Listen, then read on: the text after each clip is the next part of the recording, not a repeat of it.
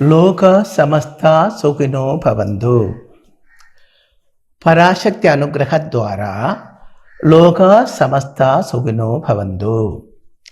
பராசக்தி அனுகிரக துவாரா லோகா சமஸ்தா சுகினோ பவந்து. இதுக்கு என்ன அர்த்தம் என்றால், பராசக்தியாக இருக்கப்பட்ட மகாதேவியோட அனுகிரகத்தால் லோகத்திலே உள்ள சகல ஜீவஜாலங்களும் சுகமாக இருக்கட்டும் என்று அர்த்தம். உங்களுக்காக நான் அப்படி ப்ரே பண்றேன். பராசக்தி அனுகிரக துவாரா லோகா சமஸ்தா சுகினோ பவந்து. நானும் நீங்களும் ஹிந்துவாக இருக்கும் இல்லையா? நான் ஹிந்து, நீங்களும் ஹிந்து தான். முதல்ல நம் தெரிஞ்சிருக்க வேண்டும், ஹிந்து என்றால் என்ன? ஹிந்து என்ற அந்த அர்த்தத்துக்கு, அந்த பதத்துக்கு, அந்த வாக்குக்கு என்ன அர்த்தம்? பண்டிதன்மாருக்கும் ஒரு மாதிரிப்பட்ட ஜனங்களுக்கும் எல்லாம், அறிவுள்ளவருக்கு நிறைய பேருக்கு அது தெரியும். ஆனால் தெரிஞ்சதை விட தெரியாத ஆளுகள் தான் அதிகமாக இருக்கிறது. நான் ஹிந்து தான் அப்படி சொல்லுவாங்க. ஹிந்து என்ற வாக்குக்கு என்ன அர்த்தம் என்று கேட்டால் அதெல்லாம் எனக்கு தெரியாது அப்படி சொல்லுவாங்க. அப்படி இல்லை, இது நம்மளோட பேஸ், அது நாம் தெரிஞ்சிருக்க வேண்டும். ஹிந்து என்றால் ஹிந்துஸ்தானி என்று அர்த்தம். ஹிந்துஸ்தானி என்றால் பாரதீயன் என்று அர்த்தம். பாரதீயன் என்றால் பாரதத்திலே உள்ள, அதாவது நமது நாடு இந்தியாவிலே உள்ள வேத சாஸ்திரங்கள் தெரிஞ்சு அதுபடி தன் வாழ்க்கையே நடத்தப்பட்டவன் என்று அர்த்தம். அதாவது பாரதத்தோட, இந்தியாவோட வேத சாஸ்திரம் என்று சொன்னால் நமக்கு தெரியும், நமது சதுர்வேதங்கள் தான். பாரதத்தோட சம்ஸ்காரம் எது என்று கேட்டால் அது ஹிந்துத்துவம் தான். ஹிந்து என்று சொல்லப்பட்ட அந்த மதத்தோட சம்ஸ்காரம் தான் நம்ம ராஜ்யமாக இருக்கப்பட்ட பாரதத்தோட சம்ஸ்காரம். நீ பாரதியராக இருக்கப்பட்ட நாம், அதாவது ஹிந்துவாக இருக்கப்பட்ட நாம், வேத சாஸ்திரங்கள் தெரிஞ்சிருக்க வேண்டும். யாரொருவன் பாரதிய சம்ஸ்காரமாக இருக்கப்பட்ட வேத சாஸ்திரங்கள் தெரிஞ்சிருக்கப்பட்டதோ அவன் ஹிந்து.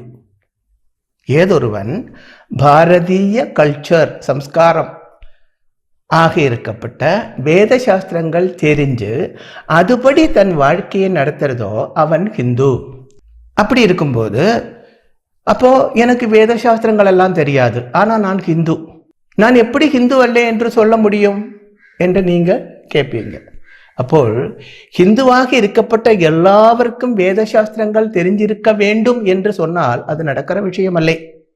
ஏனென்றால் வேத சாஸ்திரம் சமுத்திரம் மாதிரி உள்ளது, அபாரமாக இருக்கப்பட்ட ஒரு சாஸ்திர சாகைதான் வேத சாஸ்திரங்கள்.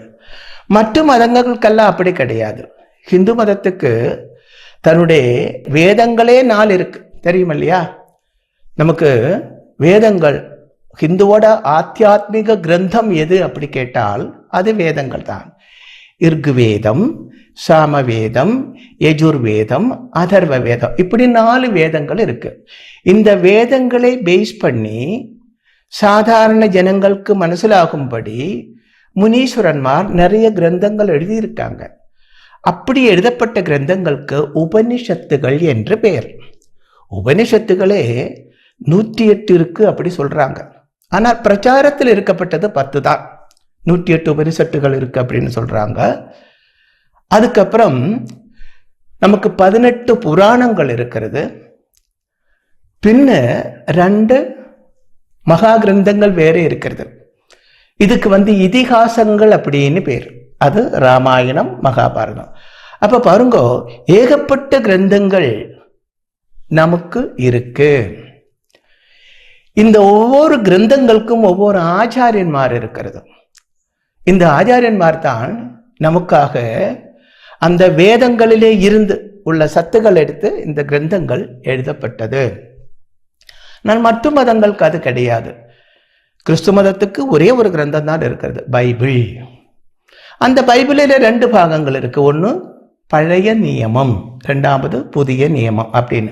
அதாவது இயேசு ஜனிக்கிறதுக்கு முன்னாடி உள்ளதுக்கு பழைய நியமம் அப்படி என்றும், இயேசு கிறிஸ்துக்கு அப்புறம் உள்ளதுக்கு புதிய நியமம் அப்படின்னு சொல்றாங்க. ஆனா பழைய நியமம் பிரசக்தி இல்லை. இயேசுநாதன் பிறந்ததுக்கு அப்புறம் உள்ள விஷயங்கள் தான். அதுதான் இயேசுக்கு அப்புறம் தான் கிறிஸ்து மதமே உண்டாயிடுச்சு. அதனால பைபிள்ல அந்த ஒரு பாகத்துக்கு தான் வேல்யூ இருக்கிறது. அதே மாதிரி இஸ்லாம் மதத்துல வந்துட்டு குர்ஆன் அப்படி இருக்காங்க. அப்போ இங்கே நமது வேத சாஸ்திரங்கள் சமுத்திரம் மாதிரி இருக்கிறது. இந்த சமுத்திரத்தில் இருக்கப்பட்ட எல்லா ஜலங்களும் நம்ம கோடி குடிக்க முடியாது, எடுக்க முடியாது. அதில் இருந்து ஒரு கை எடுத்து சாப்பிட்டு பார்த்தால் அதுக்கு என்ன டேஸ்ட்ன்னு தெரியும். அபாரமாக இருக்கப்பட்ட, அதாவது ஒரு கலத்தில் நிறைய அரிசி வெந்து கொண்டு இருக்கிறது. இது வெந்திருக்கா, அதோட டேஸ்ட் என்ன தெரியறதுக்கு அது ஃபுல்லாக சாப்பிட வேண்டிய அவசியம் இல்லை. ஒரு ஸ்பூனில் எடுத்து பார்த்தா அது வெந்திருக்கான்னு தெரியும். அது சாப்பிட்டால் அதோட டேஸ்ட் தெரியும். அதே மாதிரி இந்த எண்ணமற்ற நமது ஹிந்து வேத சாஸ்திரங்களில், நிறைய கிரந்தங்கள் இருக்கப்பட்ட வேத சாஸ்திரங்களில் எல்லாத்திலையும் முக்கியமாக சொல்லியிருக்கப்பட்ட ஒரு விஷயம் உண்டு. அதுக்கு முன்னே ஒரு விஷயம் சொல்றேன். எதற்காக வேத சாஸ்திரங்கள் உண்டாக்கி இருக்கிறது? பகவான் ஈஸ்வரன் தந்ததுதான். இப்போ பைபிள் என்று சொன்னால் அது இயேசு கிறிஸ்துவோட சிஷ்யன்மார் எழுதப்பட்ட கிரந்தங்கள். குர்ஆன் என்று சொன்னால் முகமது நபியோட சிஷ்யன்மார் எழுதப்பட்ட கிரந்தங்கள். கிறிஸ்து மதம் இயேசு கிறிஸ்துவுக்கு அப்புறம்தான் உண்டாயது, நமக்கு தெரியும்.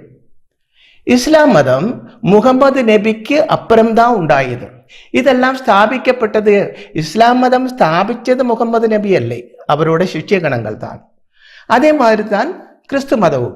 ஆனா ஹிந்து மதம் என்று சொல்லப்பட்டது அனாதியாக இருக்கிறது. அனாதி என்றால் ஆத்யம் இல்லாதது.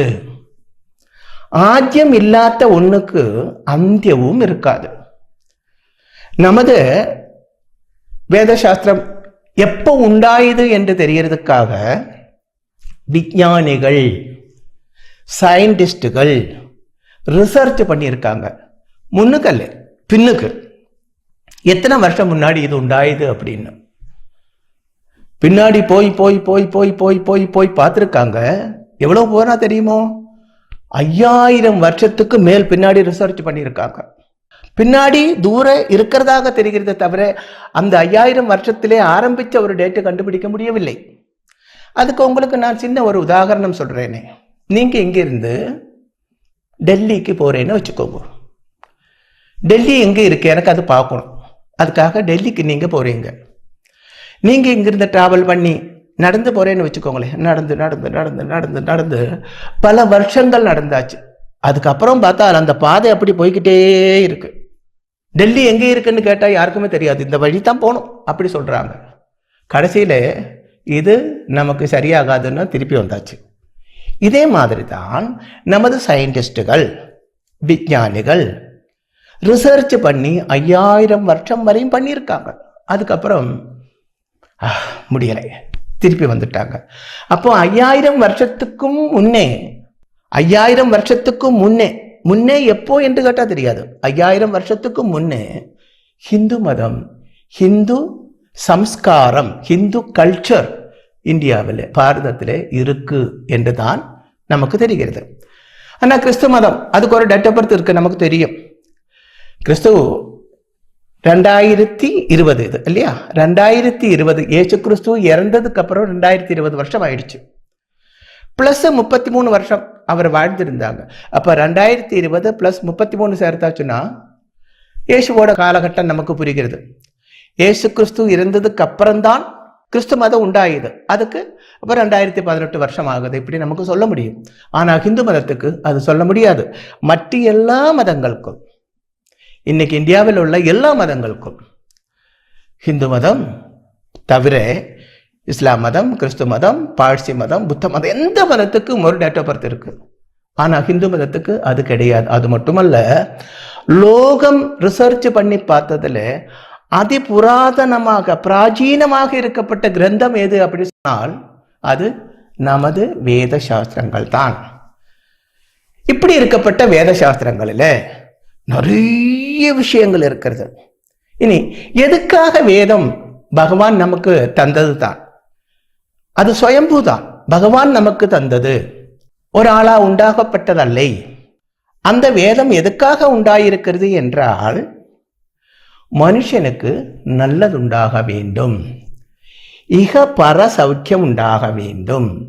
இகத்துக்கு, இகம் என்றால் பூமி, இங்கே பூமியில் நம்ம வாழ்ந்திருக்கும் போது எல்லாவித க்ஷேமங்களும் சுகங்களும் உண்டாக வேண்டும்.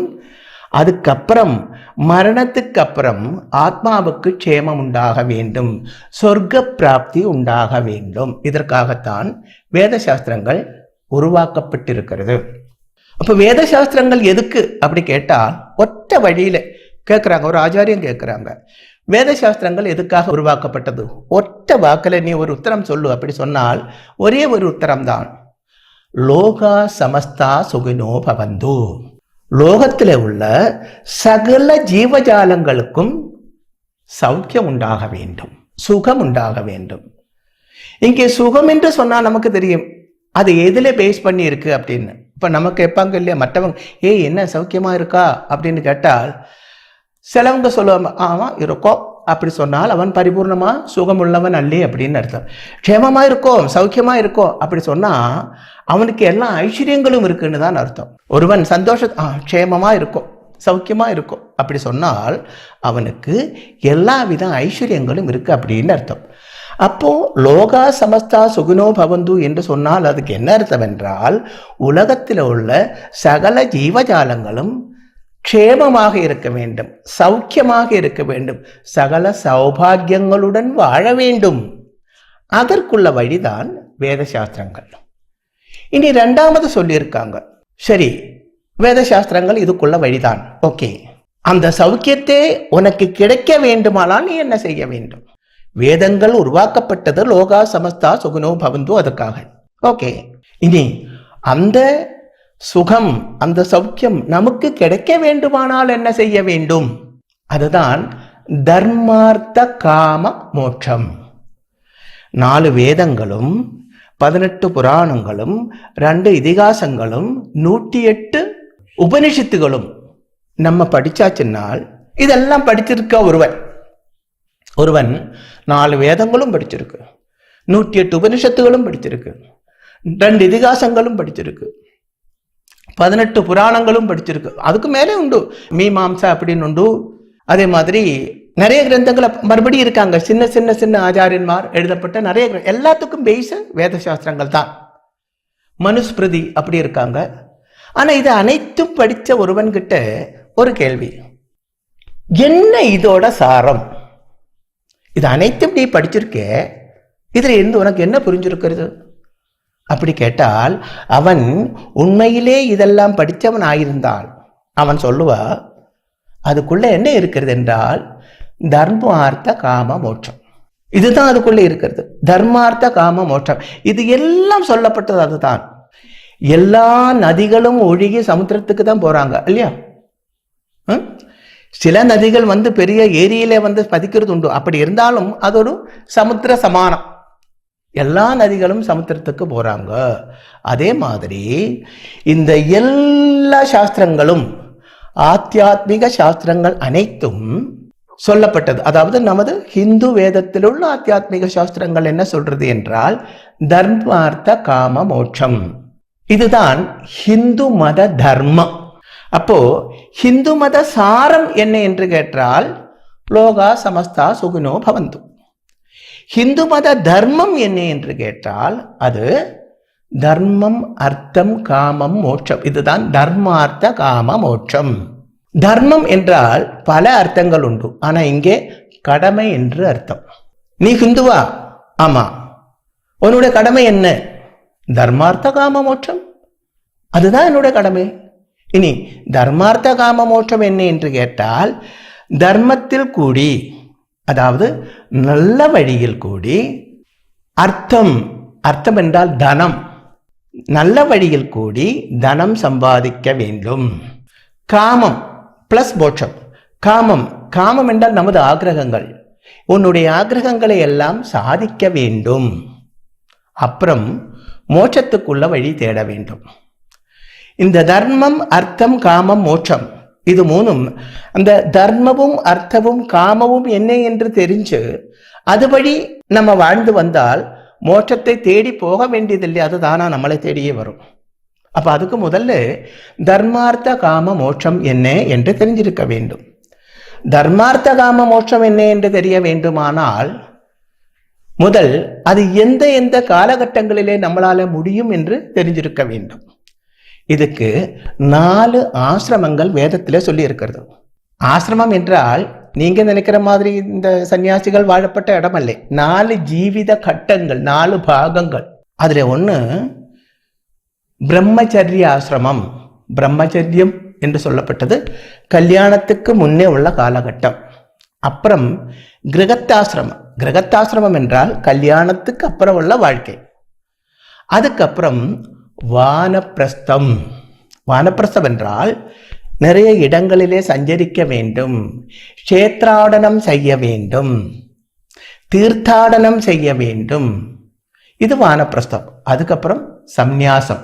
இங்க சந்நியாசம் என்று சொன்னால் காவி வஸ்திரம் கட்டிட்டு பிச்சைக்கு போக வேண்டும் அப்படின்னு அர்த்தம் அல்ல. எல்லாத்தையும் தியஜிக்க வேண்டும், எல்லாத்தையும் விட வேண்டும். சந்நியாசி என்றால் அதுக்கு சரியான அர்த்தம் என்ன என்றால் சர்வ சங்க பரித்யாகி. எல்லாத்தையும், எல்லா பந்தங்களையும், சங்கம் என்றால் பந்தம் அப்படின்னு அர்த்தம், சகல பந்தங்களையும் உபேட்சிச்சுட்டு தனியாக இருக்கப்பட்டவன். அவனுக்கு ஒண்ணுமே இல்லை, ஒண்ணுமே வேண்டாம். ஆனா இப்போ உள்ள சன்னியாசிமார் அப்படி இல்லை, அது நல்லா தெரிஞ்சிருக்க வேண்டும். உண்மையிலே அவரெல்லாம் சந்நியாசி என்ற வாக்குக்கு அர்த்தம் தெரியாதவங்க, இல்லை என்றால் சந்நியாசி என்ற அந்த பதவிக்கு யோக்கியதை இல்லாதவர் என்று அர்த்தம். நம்மளோட விஷயம் இப்போ அதல்ல. அதனால மறுபடியும் நம்மளோட விஷயத்துக்கே வருவோம். அப்போ வேதசாரம் என்றால் என்ன? வேதசாரம் என்றால் லோகா சமஸ்தா சுகினோ பவந்து. அது நமக்கு கை கிடைக்க வேண்டுமானால் தர்மார்த்த காம மோட்சங்கள் நம்மளோட தர்மமாக, நம்மளோட கடமையாக எடுத்துக்கொண்டு அது வழி நம்ம வாழ வேண்டும். முடங்காமல் கண்டினியூஸா பாருங்க. உங்களோட அபிப்பிராயம் என்ன என்றும் எங்களுக்கு எழுதுங்க. லோகா சமஸ்தா சுகினோ பவந்து. பராசக்தி மகாதேவி அனுக்கிரக சித்தியார்த்தம் சர்வாபீட்டம் பவந்து.